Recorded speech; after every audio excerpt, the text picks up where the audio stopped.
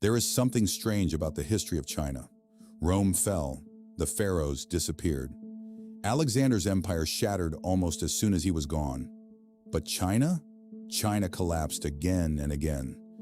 Dynasties were destroyed, capitals burned, emperors were murdered, millions died in rebellions. Foreign armies crossed its borders and more than once conquered the country itself. And yet China kept coming back, not as a copy of what existed before, not under the same family, sometimes not even under rulers who were ethnically Chinese. But somehow, the idea of China survived.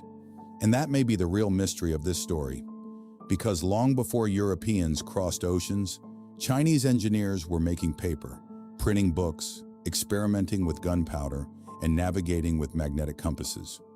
More than 2,000 years ago, one emperor ordered an underground army of thousands of life-size soldiers built to protect him after death.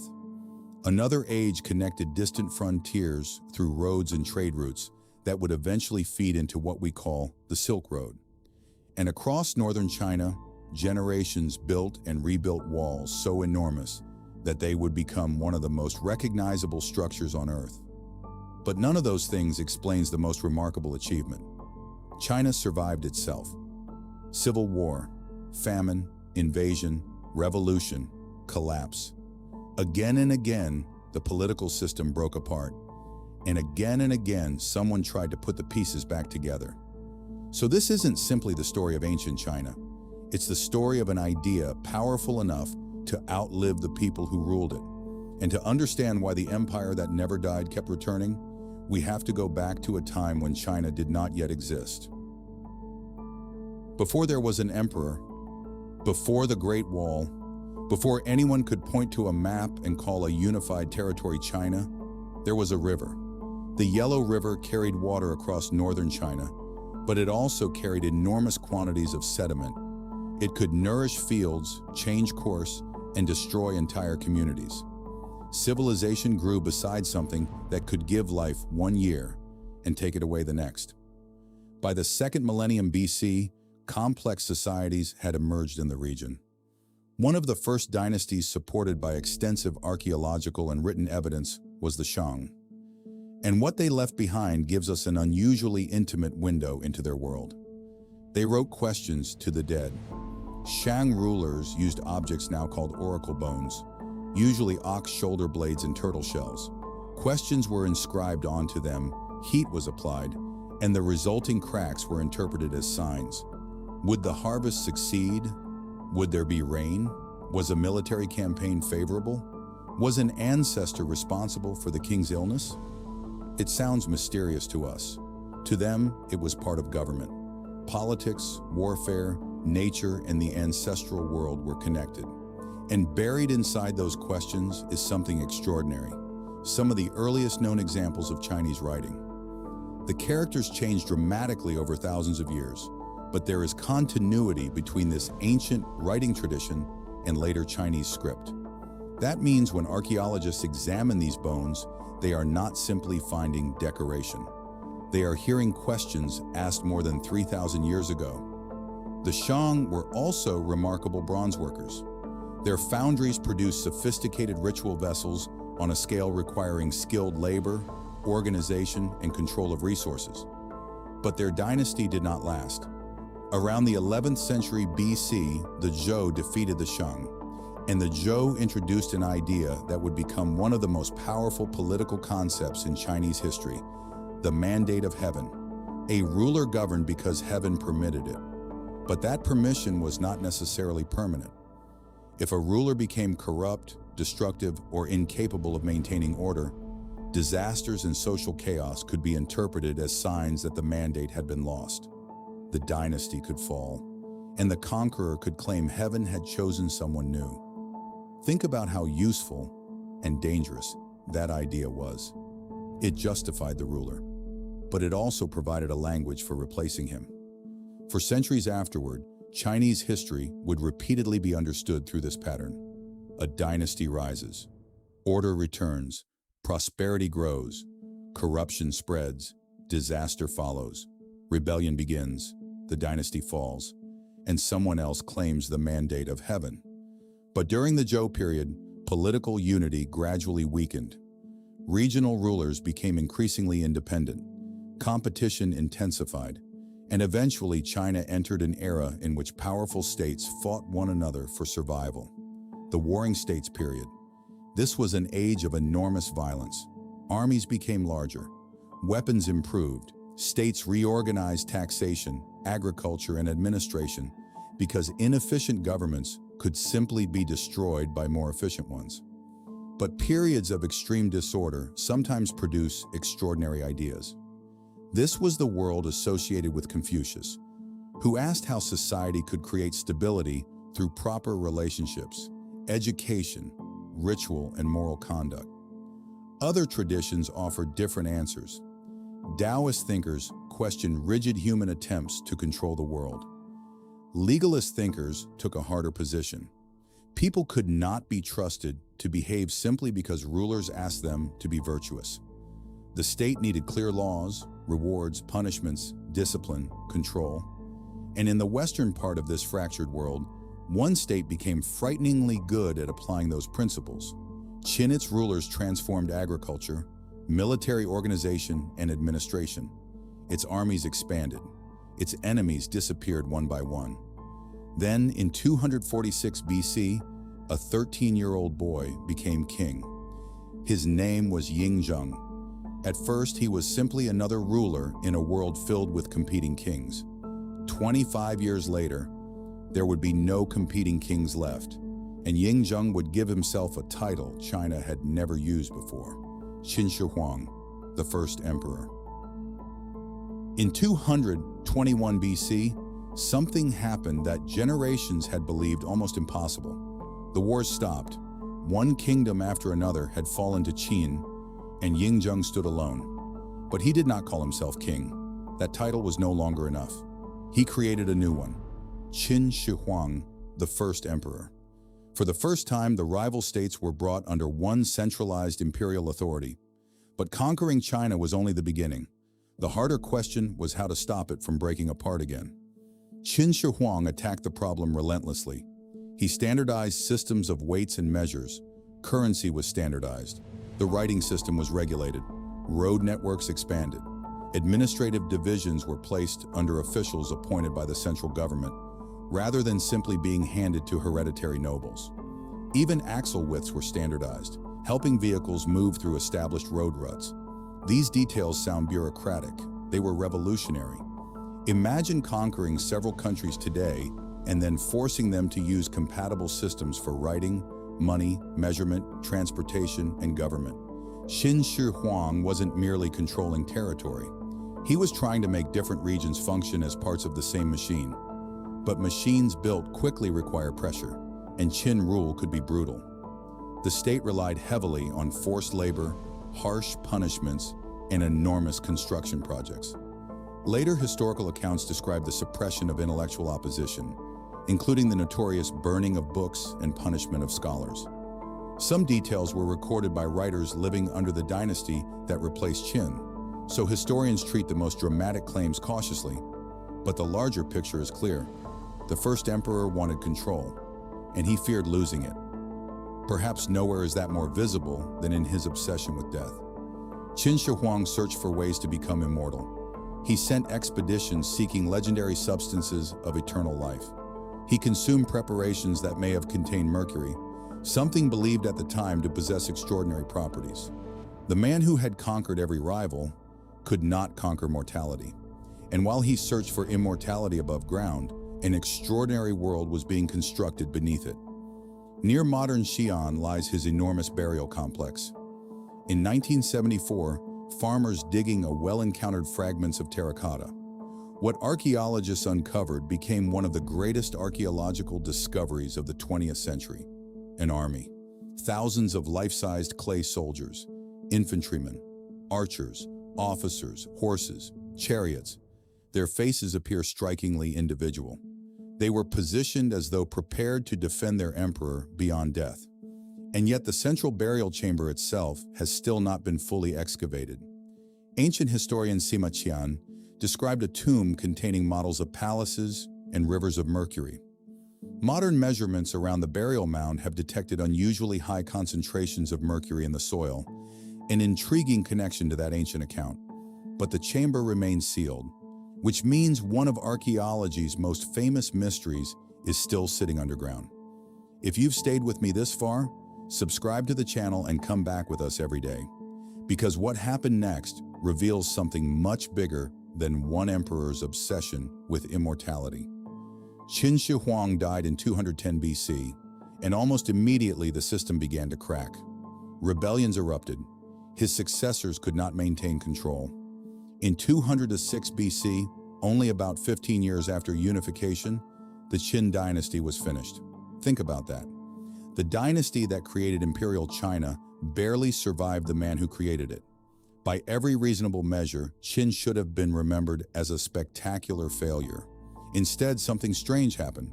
The next dynasty rejected much of Qin's brutality, but kept many of its solutions: centralized government, imperial administration, the concept of a unified realm. Even the name China is commonly associated, though not with complete certainty, with the name Qin. The first emperor's dynasty died almost immediately. His idea did not, and the dynasty that came next would take that idea and turn China into one of the greatest powers of the ancient world. The Qin created China. The Han proved it could survive.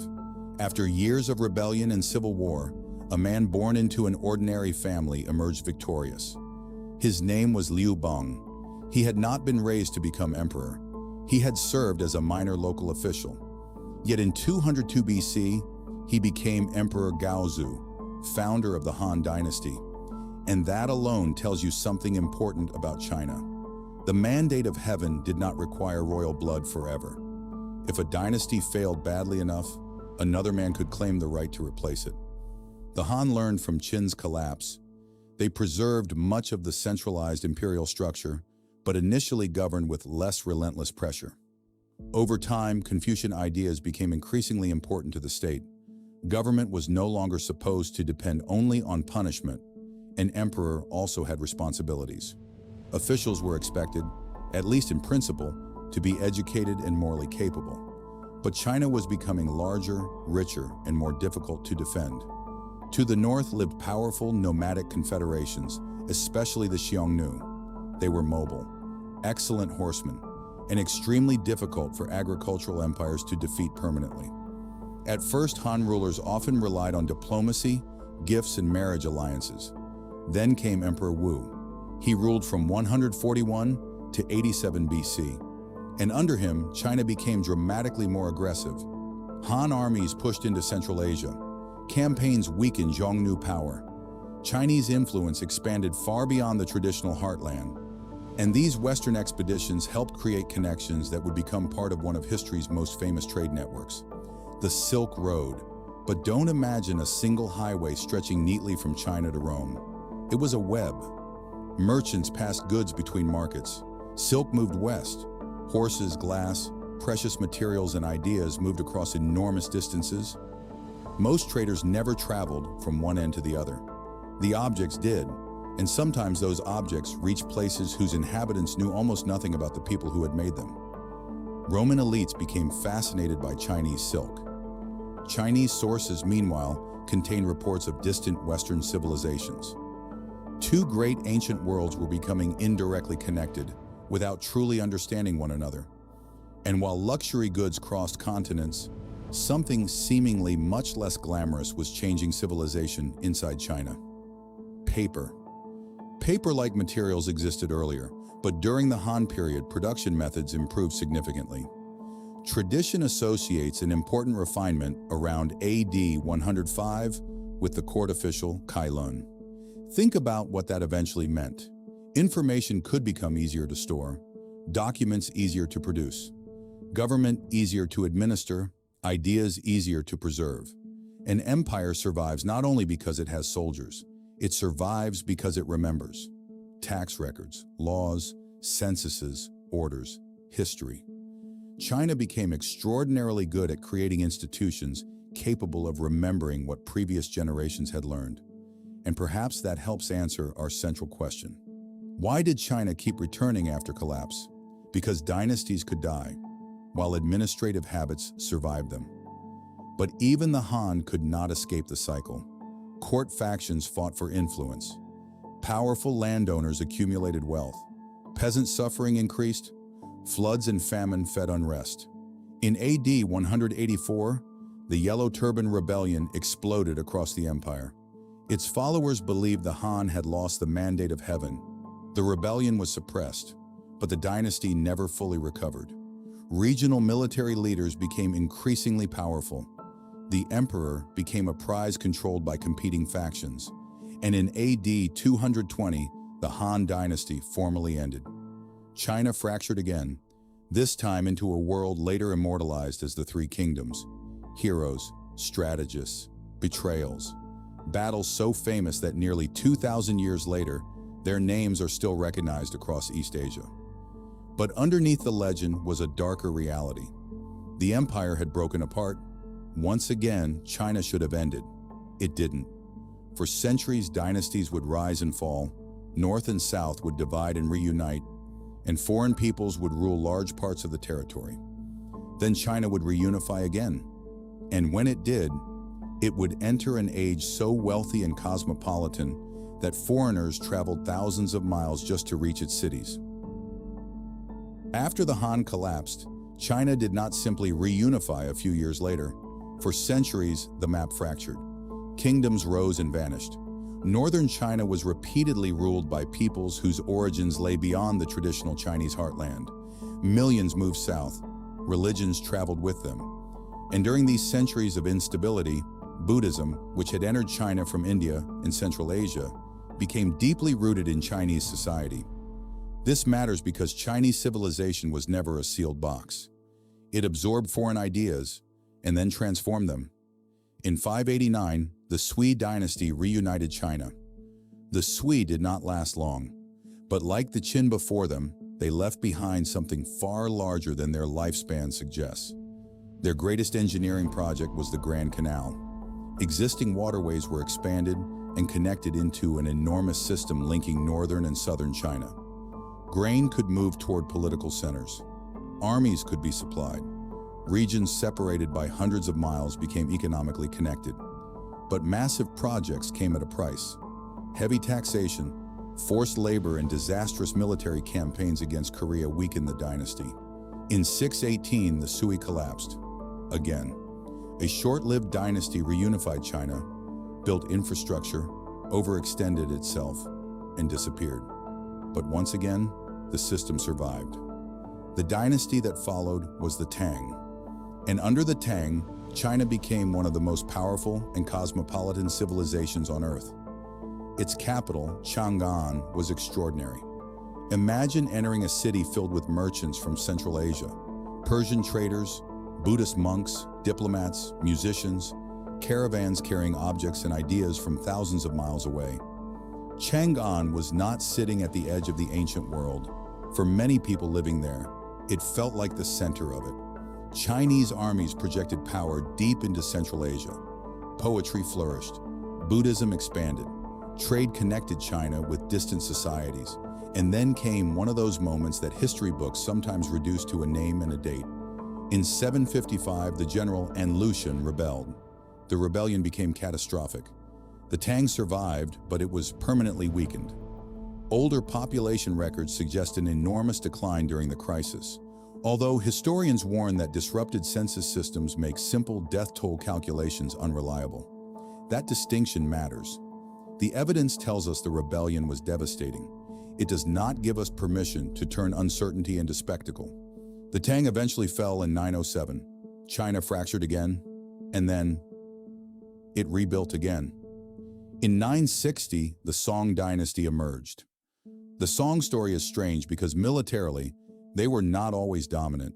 They faced powerful neighbors and eventually lost large territories. Yet economically and technologically, Song China was astonishing.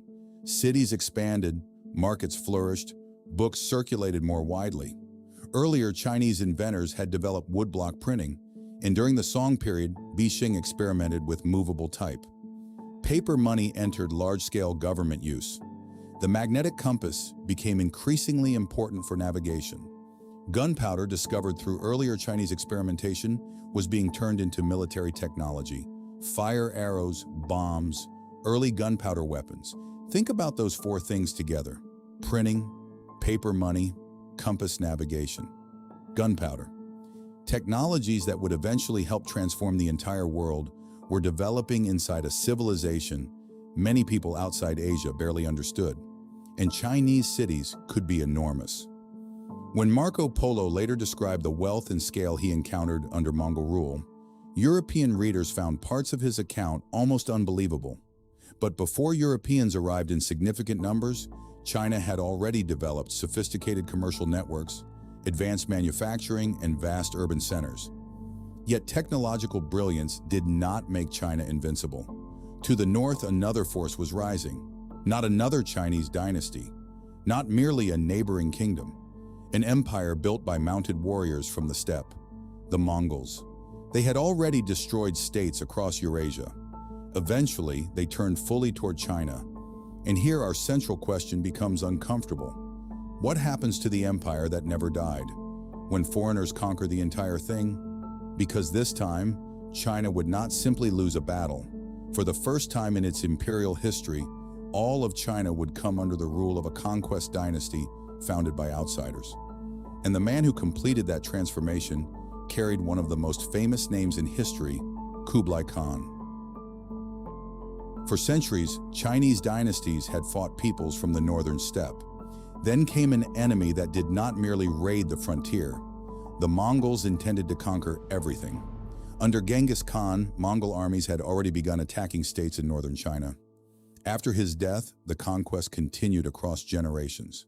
Cities fell, kingdoms disappeared, and eventually Genghis Khan's grandson Kublai Khan inherited the struggle. But Kublai did something interesting. He did not want to rule China simply as a Mongol conqueror sitting outside his traditions. In 1271, he proclaimed a new dynasty, the Yuan. Then in 1279, the last major resistance of the southern Song collapsed. For the first time, all of China was ruled by a dynasty founded by Mongols. Think about the contradiction. China had been conquered, but the conqueror was now presenting himself as a Chinese emperor.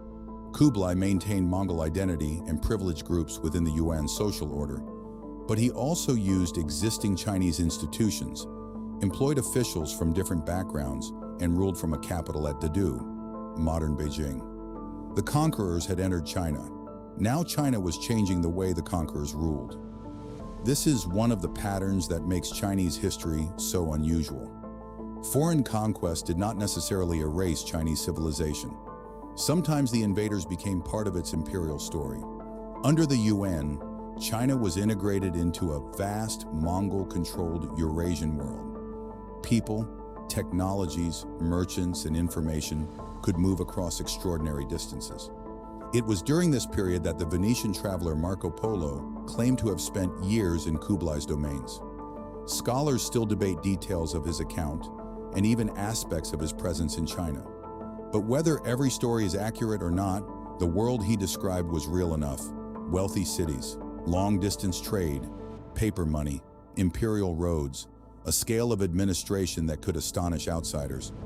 Yet Mongol rule also created resentment.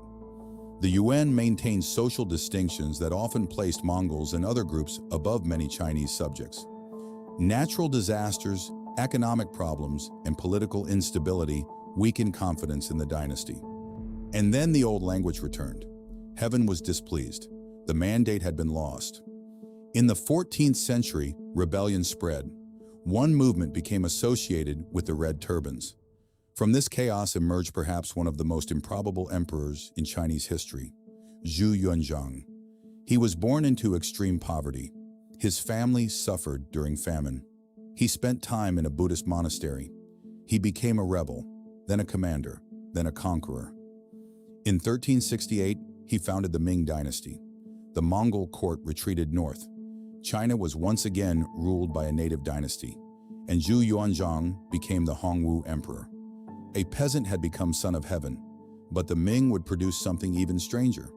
In the early 15th century, the Yongle emperor sent enormous fleets into the Indian Ocean under the command of the Muslim eunuch Admiral Zheng.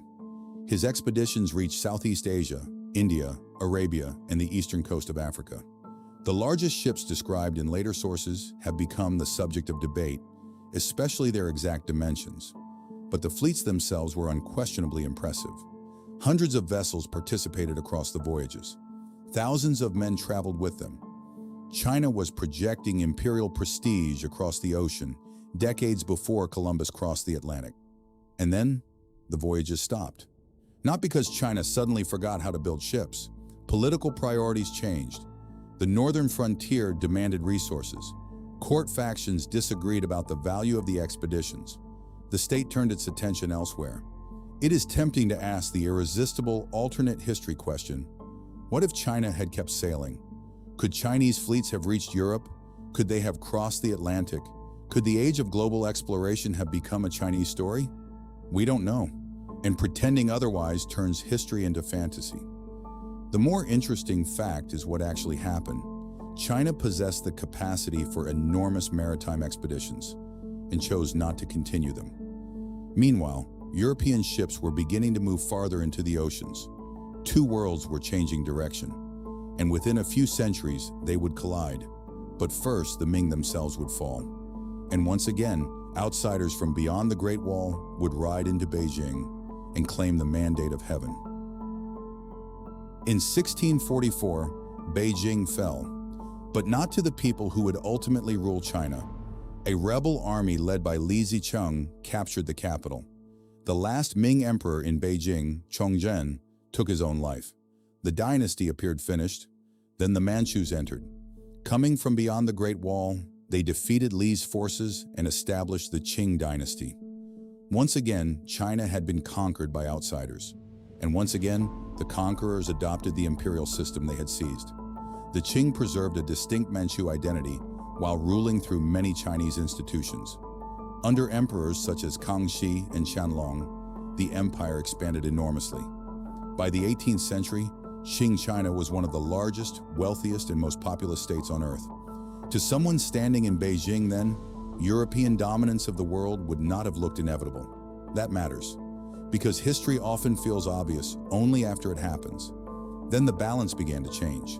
European industrialization accelerated, military technology advanced, global trade expanded, and Britain wanted something China possessed in enormous quantities: tea. British consumers bought Chinese tea, silk, and porcelain. But China wanted relatively few British products in return. Silver flowed toward China. Britain found another commodity that could reverse that flow: opium. Produced largely in British-controlled India, opium was smuggled into China in enormous quantities. Addiction spread. Silver began flowing out. Qing officials tried to stop the trade. Britain responded with war. The First Opium War began in 1839. The result exposed a terrifying reality. The empire that had dominated East Asia for centuries could not match industrial naval power. British warships defeated Qing forces. The Treaty of Nanjing in 1842 forced China to open treaty ports, pay an indemnity, and cede Hong Kong to Britain. More foreign powers demanded privileges. China had entered what later generations would call the century of humiliation. But foreign pressure was only one crisis. Inside China, something even more destructive was beginning. A man named Hong Xiuquan experienced religious visions and eventually came to believe he was the younger brother of Jesus Christ. That belief helped ignite the Taiping Rebellion. Beginning in 1850, the Taiping movement captured enormous territory and established its capital at Nanjing. The resulting war became one of the deadliest conflicts of the 19th century. Tens of millions may have died from warfare, famine, and disease, though precise totals remain uncertain. Think about that scale. While Europe remembers Napoleon and the American Civil War, China experienced an internal catastrophe whose death toll may have exceeded both by an enormous margin. And the Qing survived it. Barely. Foreign intervention continued. Another opium war brought further concessions. Japan modernized rapidly and defeated Qing China in the First Sino-Japanese War of 1894-95. The old assumption that China naturally stood at the center of East Asian power had been shattered. Reformers demanded change.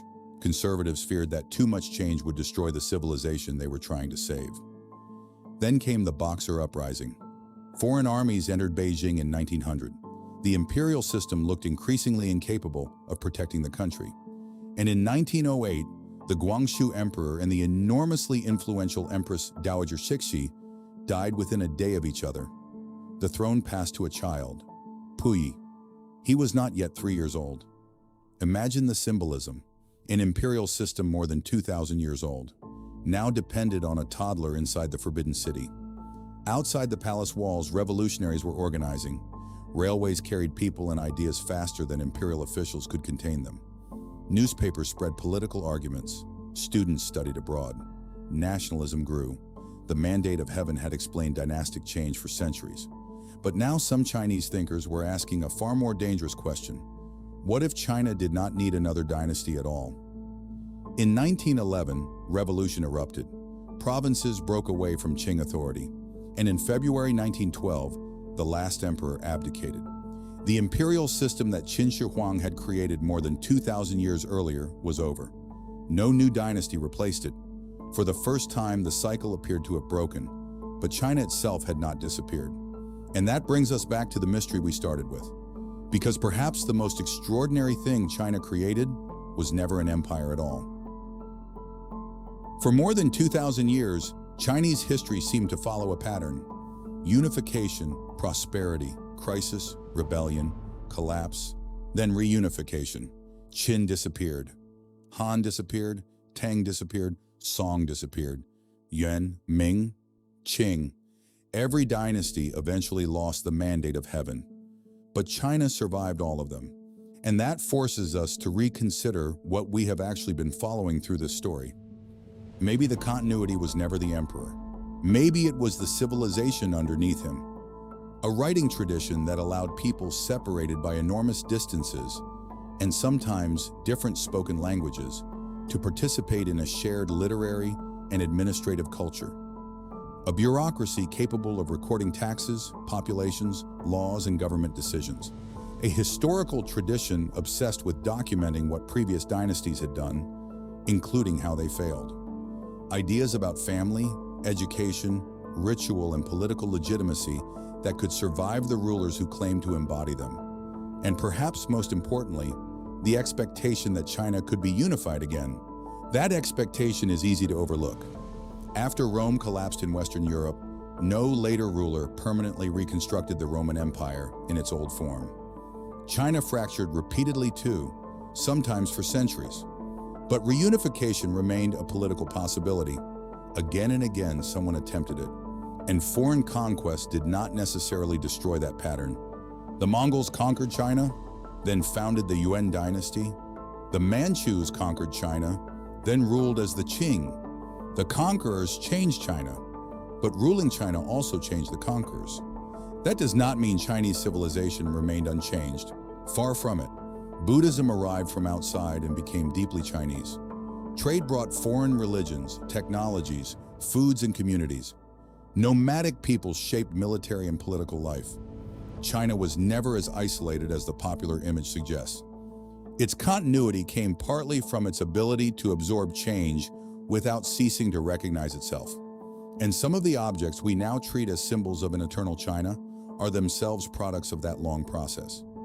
The Silk Road was not one road, and even the terracotta army, perhaps the ultimate symbol of imperial power, belonged to a dynasty that survived for only about 15 years after unification.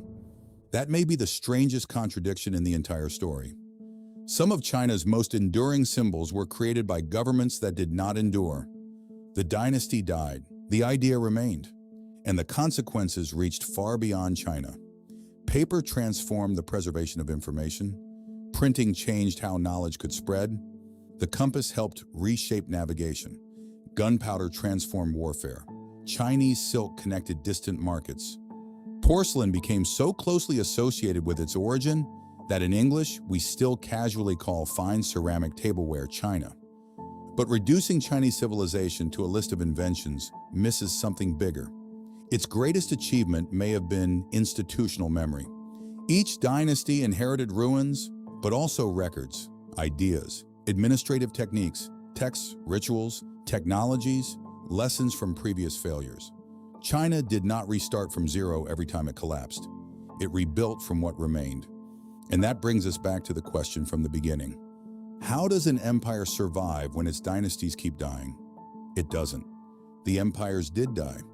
What survived was something larger than any one of them, a civilization capable of being conquered without simply disappearing, capable of fragmenting without abandoning the possibility of reunion, capable of absorbing foreign influences while transforming them into something new, capable of remembering enough of its past to repeatedly imagine a future built from it.